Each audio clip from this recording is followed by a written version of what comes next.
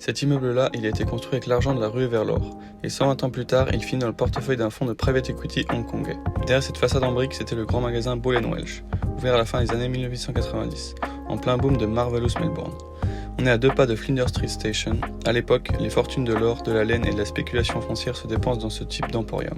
L'enseigne décline après-guerre, ferme dans les années 70, et le site devient un centre commercial puis surtout un énorme parking, Flinders Gate Car Park, avec juste la façade historique conservée. Dexus reprend le tout et vers 2020 transforme le complexe de Flinders Gate, 2 immeubles de bureaux grade A, environ 20 000 m², intégrant les façades Ball & Welch et 189 Flinders Lane, puis un parking de plus de 1000 places. C'est loué à des boîtes comme John Holland, Hub Australia, etc.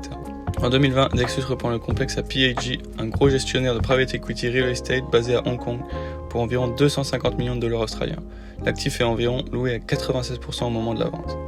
Donc sur un même bloc, en fin 19e siècle, l'argent de l'or et de la spéculation foncière, au fin du 20e, la phase parking moche mais rentable, et aujourd'hui un produit Core Plus bien placé, acheté par un fonds asiatique qui parie sur le rebond des bureaux à Melbourne.